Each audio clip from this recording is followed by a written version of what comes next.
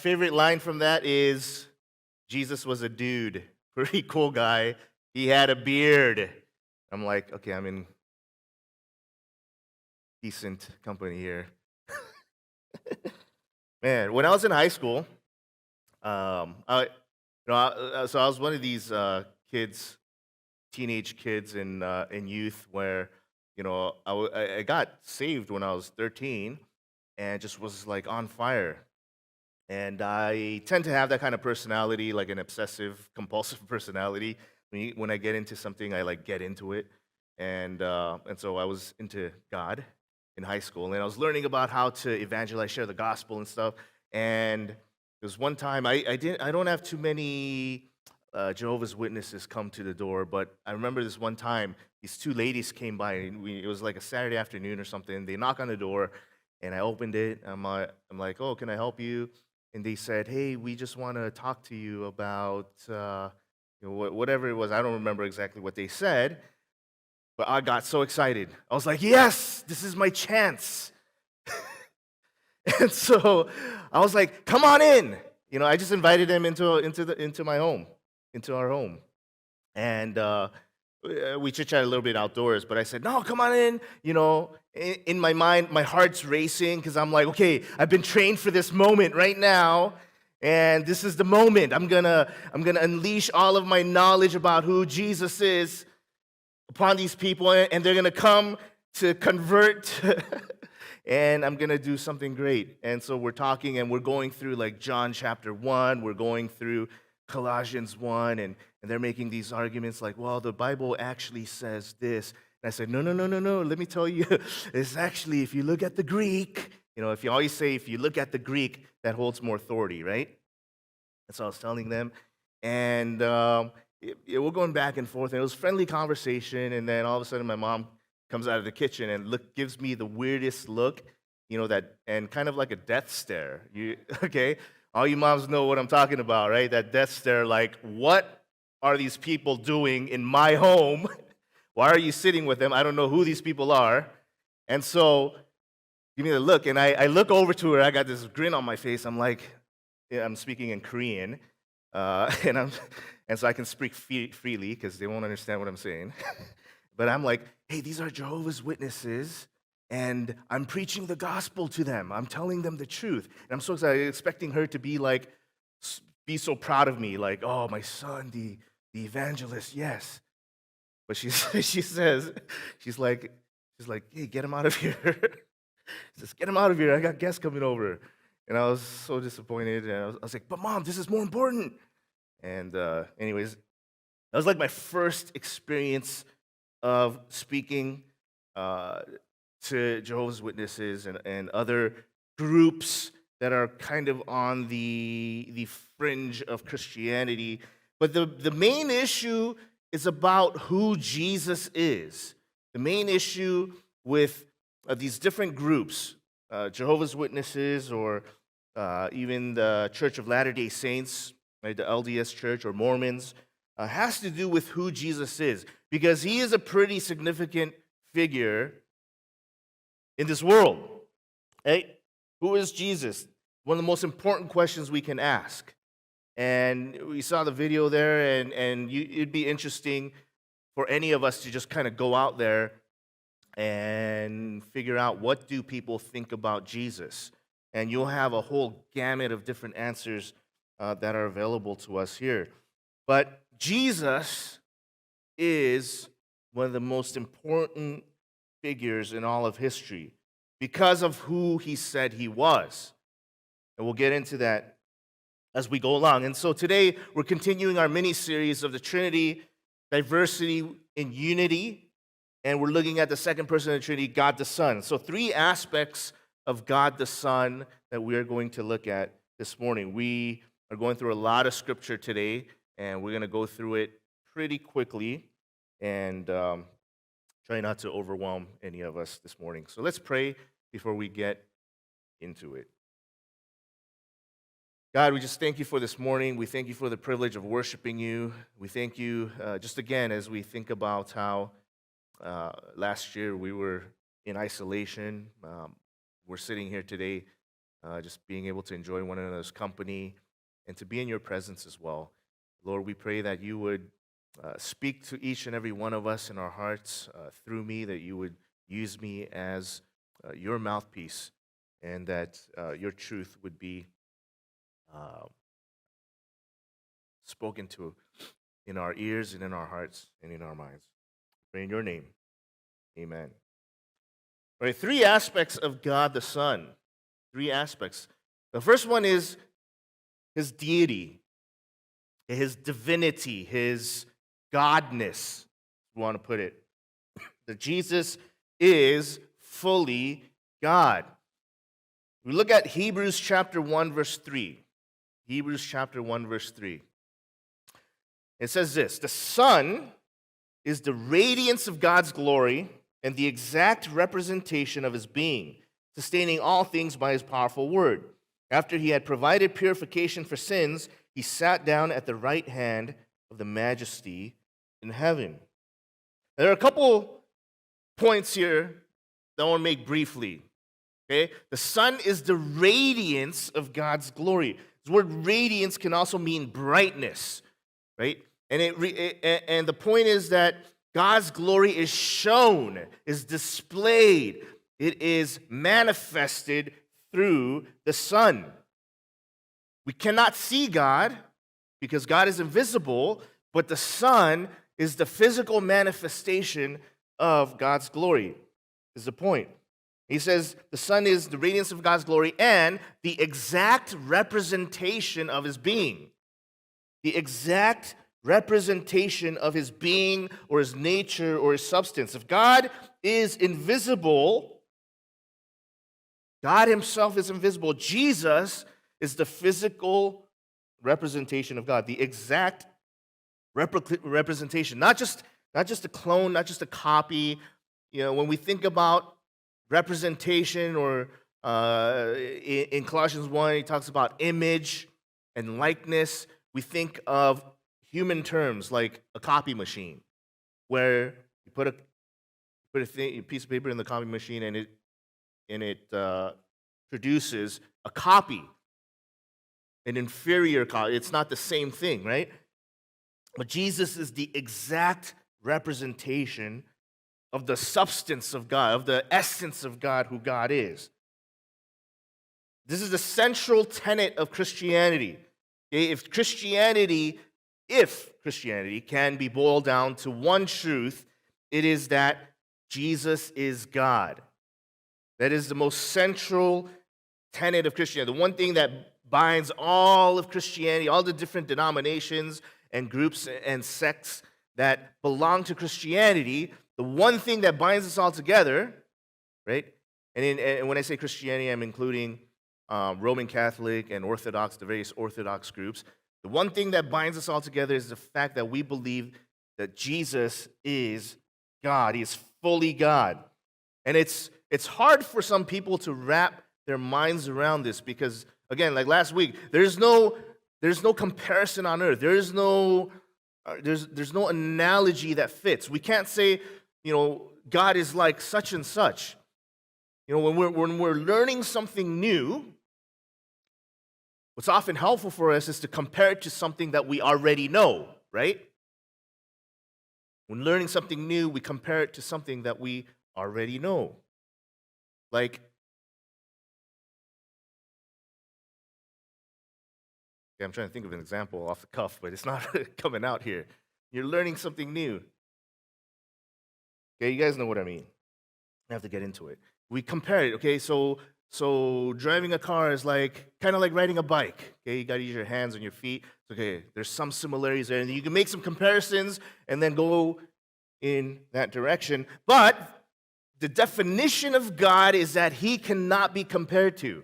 There's nothing that compares to who God is. If he can be compared to something that exists, that is finite, then he wouldn't be God, right? He would cease to be God. And so the fact that there's no other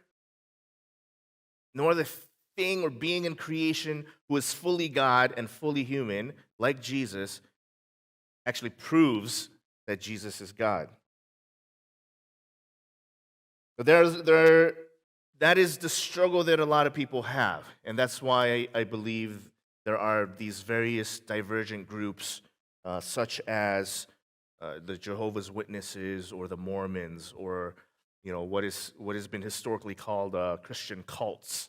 Although that word could be pejorative, and so people might not like the word cult, but there are different branches of Christianity that they consider themselves Christian that deny Jesus' deity.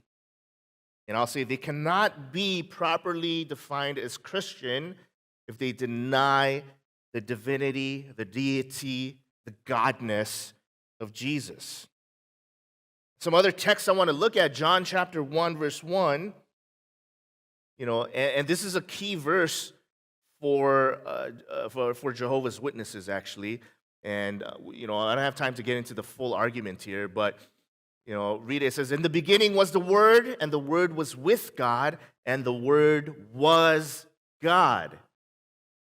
They'll say, well, in the more accurate translation in the Greek, okay, remember you have to say in the Greek to be more authoritative, even though one might not know Greek, but they say in the Greek it says the Word was a God.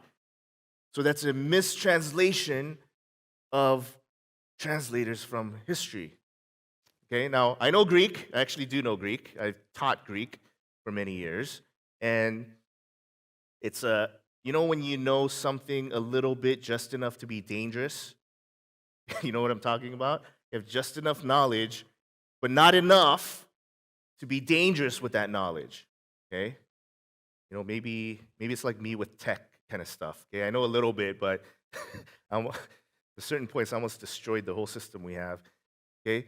So this is how it is with Greek, okay? So the word was God is an accurate translation in the Greek. I don't have time to get into it again this morning, and there needs to be some basic knowledge of Greek, but this is a great, fantastic, accurate translation of what is there in the Greek.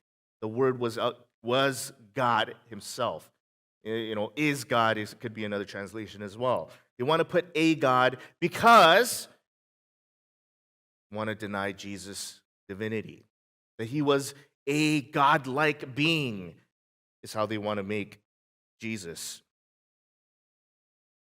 John chapter 5, verse 18. It says this, "For this reason," now just to give you a little bit of context of this verse, Jesus had healed someone on the Sabbath, which was considered work, which was a violation of the law, the Torah. The law of Moses. It was a violation to do any work on the Sabbath, and Jesus healed as considered work. So the Jewish leaders were questioning this Jesus, like, how can he break the Sabbath if he claims who he is to be? So it says, for this reason, because Jesus challenged them, they tried all the more to kill him. Not only was he breaking the Sabbath, but he was even calling God his own Father, making himself equal with God. So Jesus claimed many times that he himself was equal to God, equal with God. Now, he wasn't just a nice guy. It's interesting. A lot of people say, who was Jesus? And they'll say, well, he was a good person. He was a good teacher. He had good morals, good ethics. We should follow his teachings. Not sure, but he never said he was God. Actually, he did many times. We actually read the Gospels. He claimed himself to be God on numerous occasions. Another occasion, again, in Gospel of John. Wonderful gospel. They're all wonderful, but so I don't know why I say that. But anyways, John chapter 8, verse 58 says, this context is, again, another argument with the Jewish leaders. And they're debating about the law. Jesus says, very truly, I tell you, Jesus answered, before Abraham was born, I am, which has a lot of significance because by saying that he's making himself equal with God. It's a wordplay that he makes to the name of God. Okay, again, we don't have time to get into that a whole lot. In verse 59, their response when Jesus says, before Abraham was born, I am, stating, number one, that he existed even before Abraham existed, who existed thousands of years before him. So he's claiming himself to be eternal, and then he uses the words "I am" to make himself equal with God. And their response at this, they got mad and walked away. No, they picked up stones to stone him. That was how harsh the response was because of what Jesus said. He didn't just say he was a good person. He didn't just say, follow my teaching, but he made himself to be God himself. That's why the Jewish leaders wanted to stone him and kill him. Right? There's no doubt that Jesus is fully God if we believe what the scriptures say, if we believe what the gospels say. Okay? His deity is important. But number two, his humanity is also important. The fact that Jesus was not only fully God, but he's also fully human, just like you and I are fully human. Okay, well, some of us may be like half human. I don't know, just kidding. But he was fully human in every way that defines a human being. John chapter 1, going back to John 1:1. Right? In the beginning was the Word, and the Word was with God, and the Word was God. And fast forward to verse 14, he says, and the Word became flesh and made his dwelling upon us. The Word became flesh. Okay? Now, there's so much. There's so much. I'm trying to fast forward here, so bear with me. If you have any questions afterwards, I'd love to talk to you. But I don't have time to get into the definition of this word. Okay? In the Greek, it's the word logos, and it's a very important word. And Jesus is referred to as the logos. It's basically, this word is a metaphor for Jesus. And the meaning behind it, I'm writing a whole article on the meaning of this word, a 10,000 word article, okay? So I'm not going to be able to explain it all this morning, okay? If you want to read it, let me know. It's going to be very interesting. But this word is a metaphor for Jesus. And this is what the meaning is, very briefly. Okay? Just like when we have a thought, right?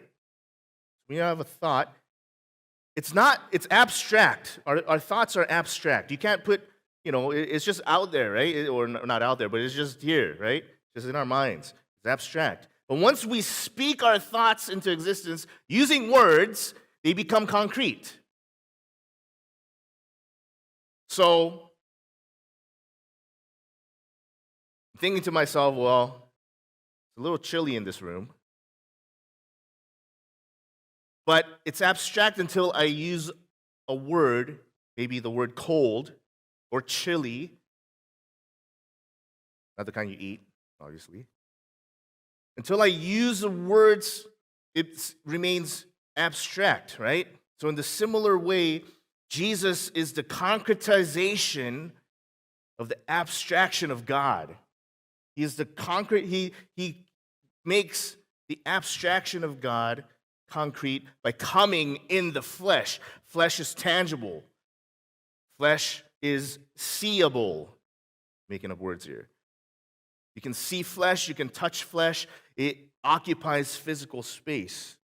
And that is what it means when he says the Word became flesh and made his dwelling among us. That God became concrete in this world in a finite period of time. Being human means, the fact that Jesus is human means that he experienced humanity fully. Whatever defines what a human being is, he experienced it. Hebrews chapter 4, verse 15 says, we do not have a high priest who's unable to empathize with our weaknesses, but we have one who has been tempted in every way, just as we are, yet he did not sin. I'm going to read that again. Hebrews 4, chapter 4, verse 15. For we do not have a high priest who is unable to empathize with our weaknesses, but we have one who has been tempted in every way, just as we are, yet he did not sin. He has been tempted in every way, just as we have been, because he was human. He experienced the same sorts of things that a human being experiences. Does it mean, when it says one who has been tempted in every way, it doesn't literally mean that every single temptation that could ever possibly be done on this earth, he experienced. Yeah, that's not what that means. That'd be like impossible. He'd be spending his whole life being tempted. That's not what it means. What it means is that he was tempted in the normal ways that humans are tempted. He experienced humanity fully with not only temptation, but he experienced hunger. Okay, Matthew chapter 4, verse 2. After fasting 40 days and 40 nights, he was hungry. And if he experienced hunger like I do sometimes, he was sometimes hangry. Combination of hunger and anger, just in case you didn't know. Get so hungry that you get irritated. He experienced sadness and sorrow. John chapter 11, verse 35. Jesus wept. The shortest verse in the Bible. If you have to memorize a verse and you could pick any verse, this is the verse to pick. Jesus wept. Right? The context of this is he gets word that one of his close friends, Lazarus, was sick, right? And there's a whole sermon on this, okay? But Jesus arrives 4 days later to find that Lazarus was dead. Lazarus had two sisters. Okay? They were very, very close. They were a close-knit family. And the sisters come to Jesus. They know he's God. They come up to him, and they're crying because they just lost their brother. They're saying, man, Jesus, if you were here earlier, you could have saved him. And Jesus sees the sorrow of Martha and Mary, his sisters, and he cries. He weeps with them. Even though he knows he's going to go over to Lazarus' tomb and resurrect him. Anyways, he knows it, And so even though logically he knows what's going to happen, he still experienced the emotions of sadness because he empathized with the sorrow Mary, Martha, and the other loved ones experienced. Jesus experienced sorrow. He cried, okay? It's okay to cry. Luke chapter 2, verse 52. When Jesus is a young boy, Luke gives a commentary. Luke chapter 2, verse 52 says, and Jesus grew in wisdom and stature and in favor with God and man. Jesus grew. So Jesus had to learn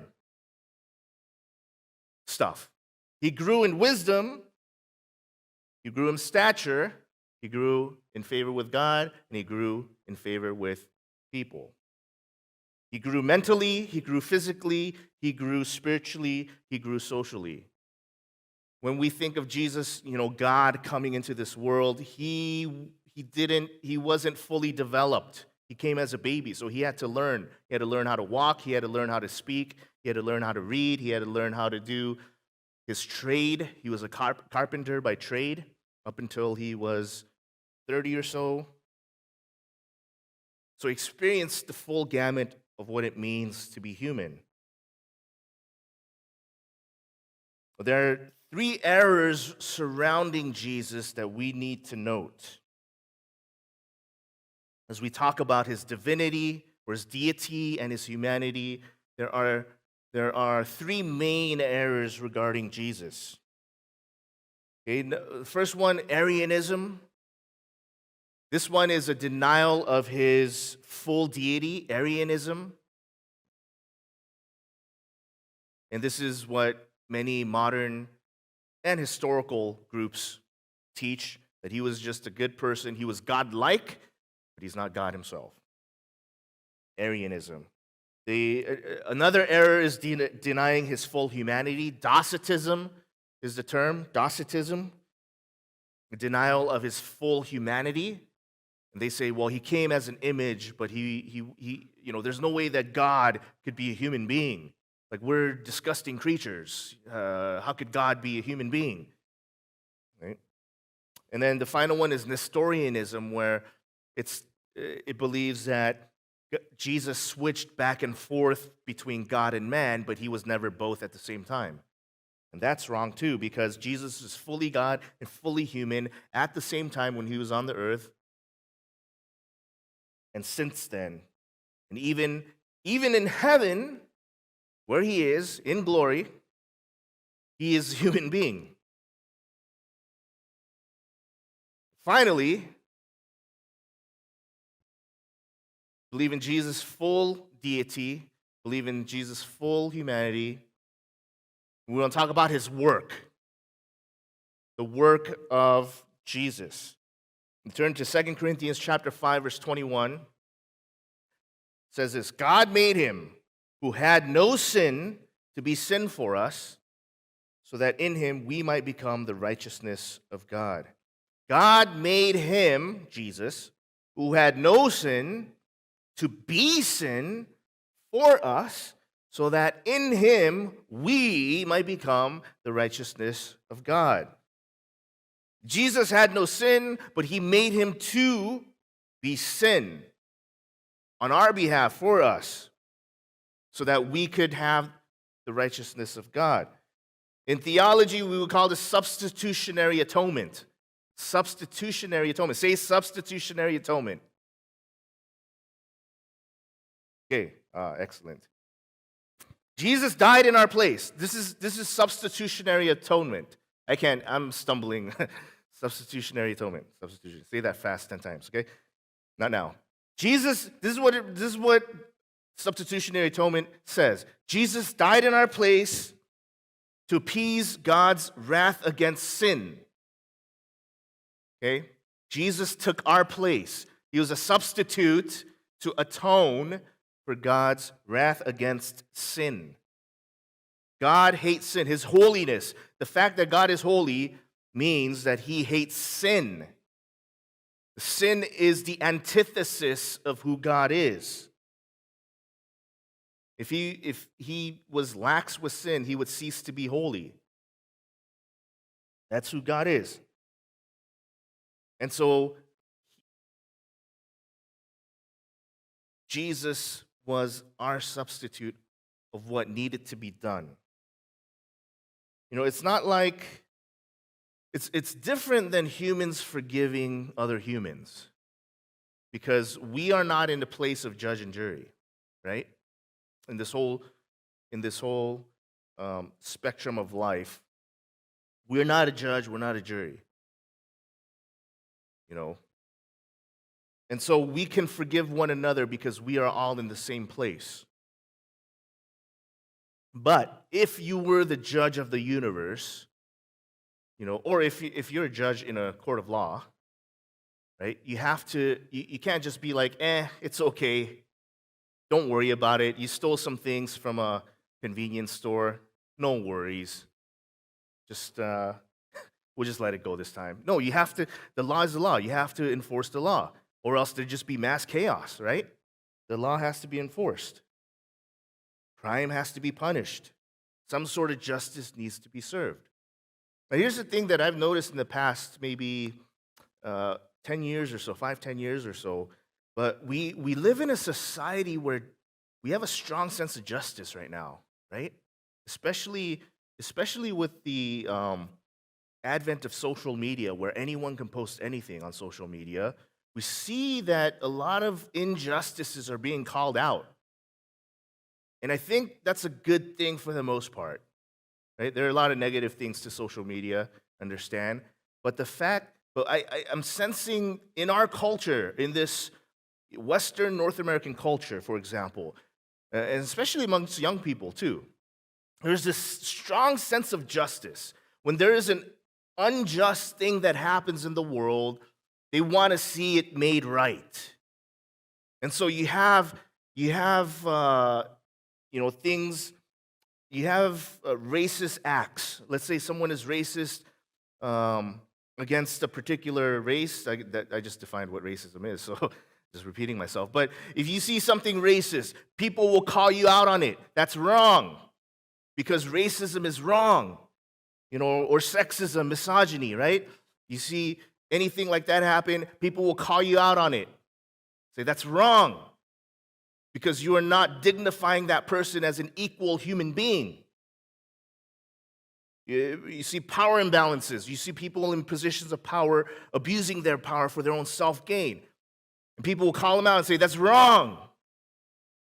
You can't use your power for your own self-gain. That's wrong. You see human trafficking, sex trafficking. You'll see young boys and girls, not just young girls, but young boys too, are being kidnapped and they're sold into slavery, modern-day slavery. We see that and we say, that's wrong. That's unjust. We want to see justice being done. Who's going to do something about it, right? We have this strong hunger for justice in this world. You know, you guys may have seen in the news, there's a restaurant in Kitchener called Milton's. You guys heard the story? Last Wednesday, there was a disabled person. There was a person with disability. They had a service dog. And they came into the restaurant, and there's a 4-minute video online that you can watch. But obviously, a lot of these videos don't show you what happens before, right? Because you catch them mid-act and you start recording mid-act, right? So we don't know what happened before, but this person was being kicked out by a couple men who were apparently the owners of the restaurant or something like that. We don't know what happened. So people see this, right? People saw this video. I mean, I watched the video too, and I was like, oh my gosh, this is so bad, you know? And then there are others who are, you know, calling them out and stuff, but you see the responses online, like, ban Milton's. You know, they should go out of business. I hope they never get any customers again. They want to see justice being done. This is wrong. You know, a disabled person with a service dog should have the same rights as an abled person, as a person that doesn't need a service dog. We should all have the same rights as one another. We have this sense of justice, you know, social justice, if you want to call it that. I think that's a good thing. And I think that is tapping into the heart of God, because God is a God of justice. God is a God that seeks justice in this world. That is why he cannot excuse sin. He can't just be like, it's okay. Because he loves holiness. He loves righteousness. And so he had to do something about it, right? You got to punish sin. A crime has to be addressed. The crime that humanity committed against God is that we rejected God. We said, God, you're not God anymore. I'm going to be God, or I'm going to serve some other God, whatever that might be. That is a crime that humanity committed against God. Imagine you're the God of the universe, and your creation rejects you. Well, instead of just saying, forget you, I'm done with you, I'm going to get like a comet and destroy you, I'm still going to provide a way out. And that's where Jesus comes in. He literally comes in to this earth to take that punishment upon his shoulders. And that's what Jesus did as God. Hard to fathom, but that's who God is. That's who Jesus is.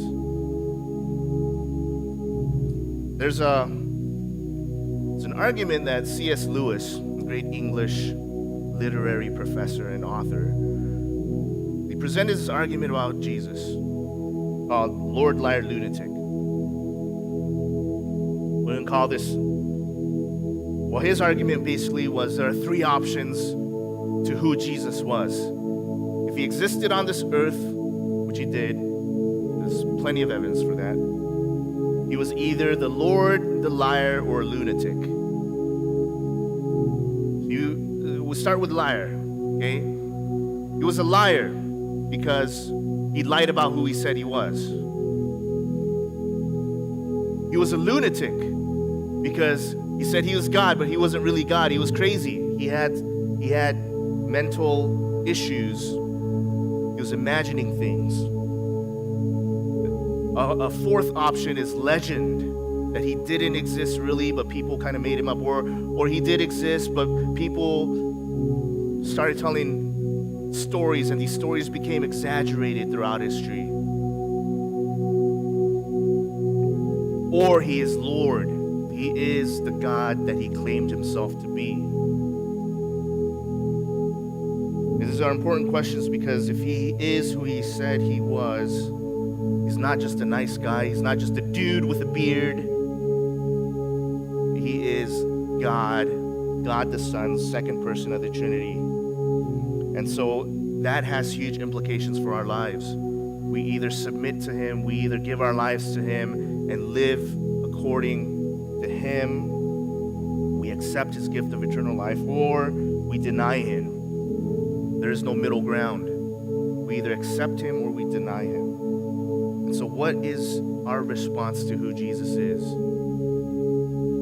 What is our response? Our response to who the Son of God, God the Son is. Maybe we made this decision about who Jesus is many years ago, but it's always a good reminder for us to recalibrate our lives. And maybe you're listening and maybe you've done a Christian thing, but you haven't really fully given yourself to Jesus. It's never too late to do that. It's never too late. God will never say, I gave you a chance already. As long as you are alive and walking on this earth, it is never too late to make a decision for Christ and to say, I give my life to Jesus. You know, I thought I lived for him, but I never really did until now. So what is your response? We bow in prayer.